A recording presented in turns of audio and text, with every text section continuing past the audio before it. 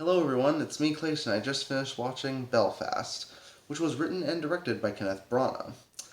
Now, this film may certainly be lost in the wakes of a lot of the blockbuster films that are coming out right now, but I do think it's definitely a contender for next year's Oscars. I realize that most people don't care about the Oscars anymore, but I do think it's definitely one of the most well-told films of the year, if only because of how well it happens to mix comedy, drama, and real-world events into its story. Well, let's get to said story, shall we?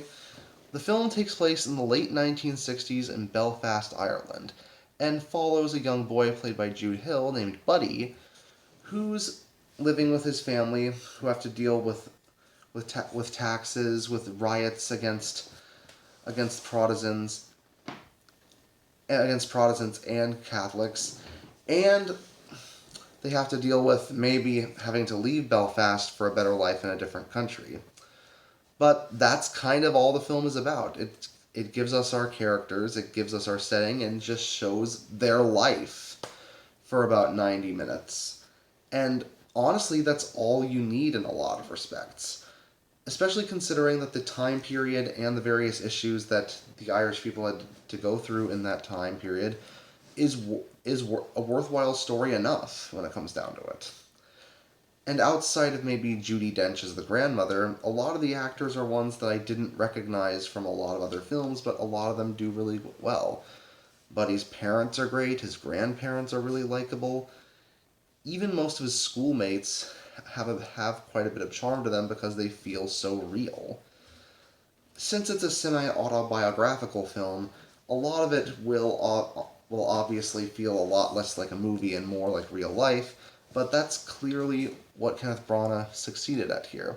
And considering he's the guy who played a certain divisive performance as Hercule Poirot in the Death on the Orient Express, I am surprised at how well he can actually mix both comedy and drama to the point where it always feels like it's appropriate when it's serious and when it's funny. Because that all that happens throughout Buddy's childhood, and it all feels like it's really well done when the whole film is done from his point of view. Especially when it comes to the use of color in the film.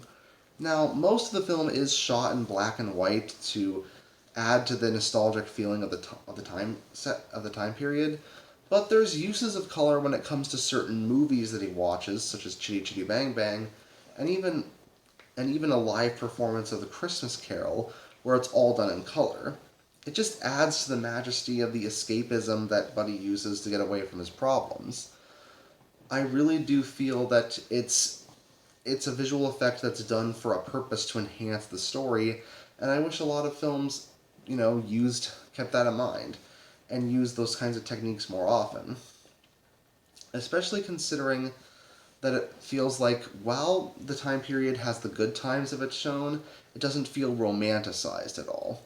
It shows the issues of that time period as well as the things that help this family keep going. And it feels like this family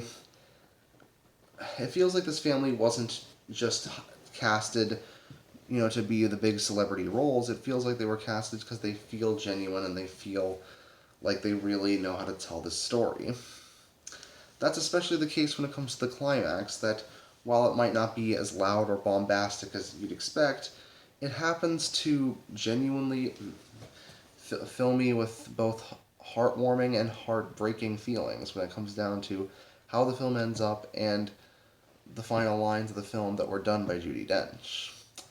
So yeah, I definitely think this is an Oscar contender, even if nobody cares about those awards by the time they come out. Plus, I do think Branagh's been in the business long enough and has done enough great films to warrant it at this point. That's why I'm going to give Belfast a 9 out of 10. See you next time.